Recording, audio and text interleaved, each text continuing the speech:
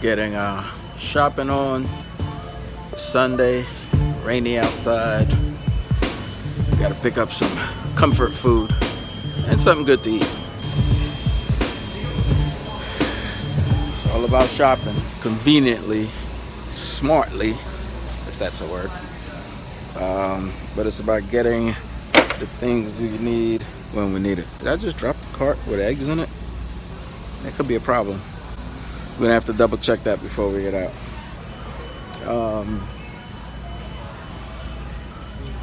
We're gonna release a new installment now. Hopefully you like this next one. Should be a good one. Had a conversation with someone else on this one, so hopefully you'll enjoy it. Let me know what you think about it, and I will catch you on the other one. All right, good afternoon. So I'm here, have the opportunity to sit with the author of Two Shots in a Splash of Water, Mr. Rolando Russell. That's me. I appreciate you giving me the opportunity to sit down and talk with you, brother, about your work. So let's just dig right in, man. Tell me a little bit about your inspiration to write this story. So I'll be honest with you. I don't always have a specific drive towards any given story. Sometimes, I might see something as I'm driving. I might hear a word, a phrase might enter into my head, or sometimes I just have juices flowing in me just to write. Mm-hmm. And I've always been a student of the school of just put it on paper. So sometimes I just start writing and a story develops. Right. So with this particular story, it was just that. I just happened, honestly, I was kind of watching the news and, some words just kind of flashed across the screen. Mm-hmm. And I had my laptop open and just kind of started putting words on paper. Cool. So as I kind of read through this, the opening statement really struck me. And then as I kind of read through it, I understood the inspiration for why you were here. But the situation has you in a place where you're kind of not comfortable. The people that you were sitting down having lunch with, you were there with a young lady, and you were kind of in a situation where you kind of had to do this for the reason of, you're trying to get closer to this female, right? So you're sitting in this area, and you're saying that, you weren't really comfortable with that. Mm-hmm. As a young professional, I've often found myself in these situations where I haven't been comfortable in the situation, but you have to quickly adapt. Absolutely. As an author, but then also as a business person, sure. Tell me about some times where you've had to quickly adapt to a situation where you weren't always comfortable. Yeah, well, one of the things is to keep the end goal in mind, right? What do you want to get out of a specific situation? So whether a student, whether a professional, the character is there for a reason, let's say, as we've been in places for a reason, and it's about getting something that you want out of it. Sometimes you want to learn from people who are, seem to be more knowledgeable than you are. In a specific situation, you're talking about people who have gained a certain level of esteem or knowledge and so on, and you want to attain or achieve those things, and how better than to rub elbows with the people that are doing it. And oftentimes it causes us to have to be in uncomfortable situations. Mm-hmm. And I've sort of learned that we can't always stay in our comfort zone, especially if we want to learn and grow. So I've had multiple situations where that has occurred. I remember just wanting to be a manager. I had never been a manager, had the skills to do so, just never had actually done it. But it required me to have to become somebody different. Look at situations holistically from a broader scope. It's not just about me anymore. It's about the organization, and I think we have to learn to reshape our brains in the way that we think, and also allow some flexibility to give yourself that opportunity to learn and grow. Absolutely. Cool. As you bring up an interesting point about changing your frame of mind, it sounds like kind of shifting your brain. Sure. I grew up in a certain situation where I was taught to be one way, then found it a little bit debilitating as I went through corporate America. Sure thing. As I think about our youth today, these are the skills that you're talking about, being able to quickly adapt, that are required. To some of our young readers out there, sure. How would you kind of let them know how to obtain some of these skills and the benefits of having them? So more like I spoke to a little bit earlier, it's about aligning yourself with those who you believe actually have answers to some of the questions that you may have. And secondly, just think about ultimately where you want to be as a young adult. What is it that you want to get out of life? And then start to, find ways to take steps towards acquiring those things. And you have to be open-minded. You have to be willing to persevere. You have to get up because you will fall. You have to get right back up. And you just can't be afraid. Obviously, we all get nervous. We all get, to the point where we are unsure. But I think you can't let that fear paralyze you. So it's about taking the steps and not being afraid to fail. I think, part of it is just being able to learn how to accept failure as an avenue towards success. Yeah, I think that's very profound. You find a lot today that the message is, if you are trying to get into these situations, you ain't keeping it real. You're not still from the hood. You're not doing these things. Right. I know that you've kind of grown up in a similar situation in the city. Sure. Did you find kind of like a paradigm shift at a point in your life where you said, I got to do things differently? Kind of relating almost back to the story where you just have to be in that situation. I mean, you know what it is? You find, like, I'm sure I can probably go back to, the old neighborhood and see some people there that, you don't know at the time that those people are still going to be there doing the same things, but they end up just sort of doing the same things. And at that time in life, I just made a decision that, I just wanted to do something different than what I had been doing. Never knocking what anyone else is doing in their own lives, but I just knew that the surrounding sort of, 5, 10, 15, 20 block radius that was my life did not, truly represent all of what life had to offer. And I know I grew up with people in Brooklyn that had never left Brooklyn. I grew up with people in New York that had never left the city of New York. And I just didn't want that to be me. I wanted to sort of do more and be more. And it started by, one, formulating the thoughts about who I wanted to become, and then just how was I going to achieve those things. And, I know I needed to broaden everything about who I was at the time, including my surroundings. So I think it's just it's a mind frame. And I just started adapting that pretty early on. Cool. In order to formulate who I would later become.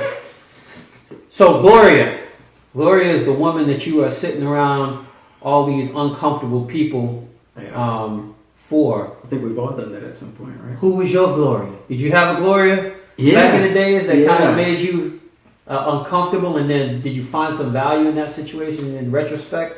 I think so. I think at the time you don't know whether you're going to take something away from a situation, but in reflecting, you always find that there's a lesson to be learned. But yeah, I think we all had a Gloria in our lives that would take us to a family barbecue, and you're kind of like the outsider, just kind of standing there, and you might be holding a beer in your hand or soda in your hand, and people may pass by and say hi here and there, but you're doing it for a specific reason.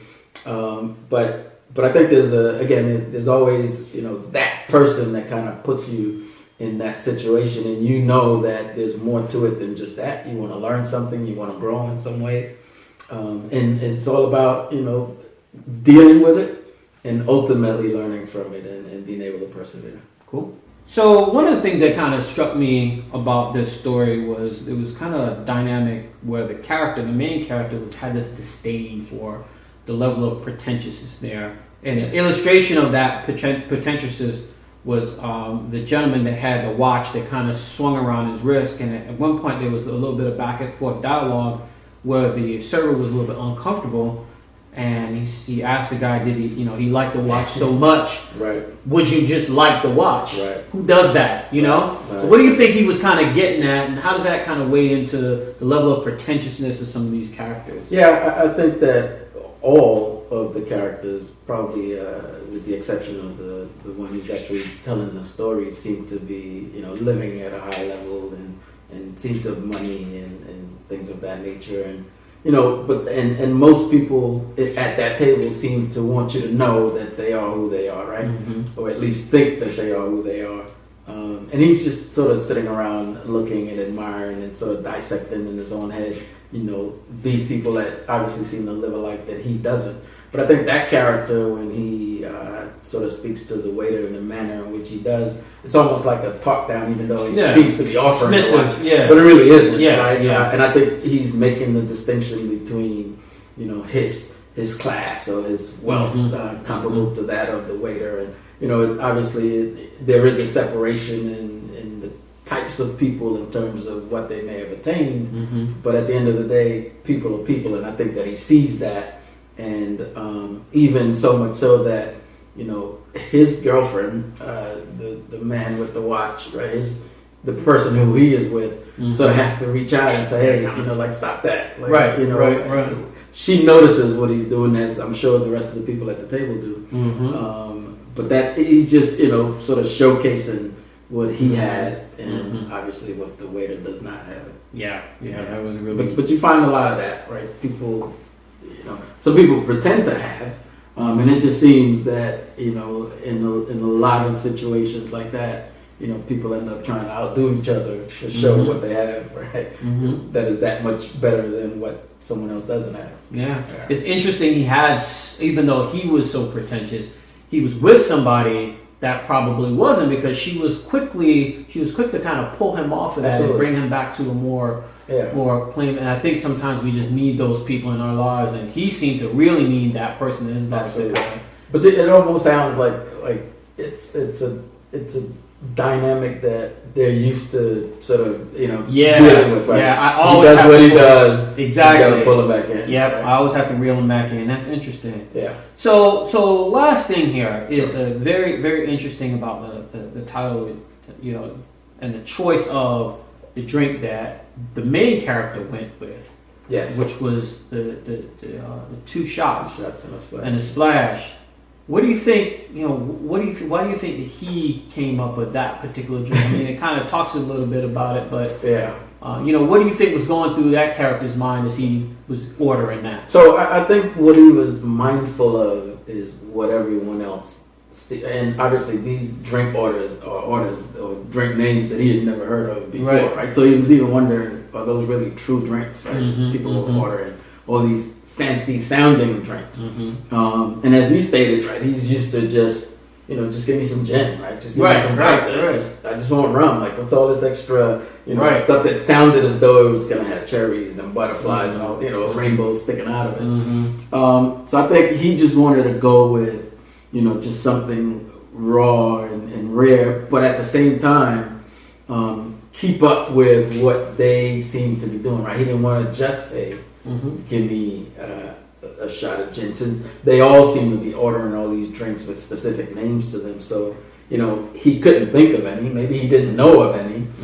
And I think he just sort of alluded to what he had earlier in the day sort of seen, or right before he walked out of his room, he kind of was watching the news, and, he just kind of blurted out, I'll take a Bin Laden, assuming, okay, it's a name, maybe there's a drink, wasn't even sure what it was.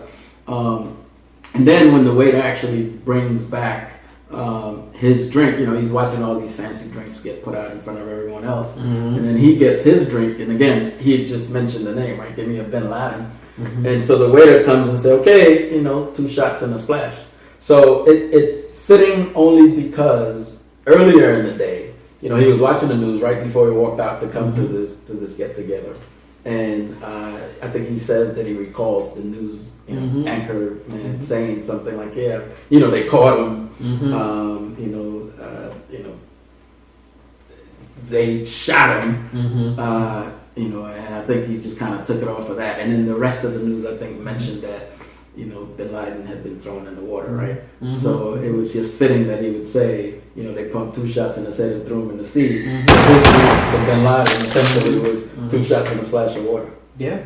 It's funny that the thing that I kind of took away from that as well is that was a very simple drink. The character's a very simple man, and the irony of him picking something that just happened to come back to just be a very simple thing just kind of go to show me at the core of you. You are who you are, Absolutely. and the universe recognizes that. Absolutely. So you come back with a regular plain drink. What do you think would have happened if you just ordered that gin or that regular drink that he normally ordered in that crowd? How do you think they would have viewed it? I think that's the beauty of a story such as that, because it allows for for the rest of us to sort of speculate of what if, right? And obviously it can go in several different directions. He could have opted to say, well, I'll drink it because everyone else is pretending, so this could be my pretend drink, right? It could have been, again, the same drink with the 3 cherries and a butterfly, or an umbrella, or something in it that was fancy and fruity, which would have been fitting for what everyone else was doing. But I think it just so worked out so that he maintained sort of his level of down to earthness, if you will. All right, cool. Yeah. Well, it's been a pleasure reading this short story. Mr. Thank Russell, I hope to see you put more stuff out like this, man. Really Yeah, we do it on a regular basis, so hopefully more to come. Look forward to reading the next one. Thank you again. All right. So hopefully you enjoyed that video. We had a lot of fun making that video. I had a lot of fun writing that story. Touches on a little bit of current events. And by current events, we mean in the last couple of years since Osama bin Laden was taken down. So hopefully some good references in there. So this should give you a little bit of entertainment. But I had fun. Hopefully you had fun. If you liked the video, you know what to do. Make sure you go ahead and click on that subscribe button below. Like it, share it, and certainly make comments so this way I can interact with you and understand exactly what you're thinking. So by all means, keep doing what you do. I'm going to continue to do what I do, and I'll see you on the next one.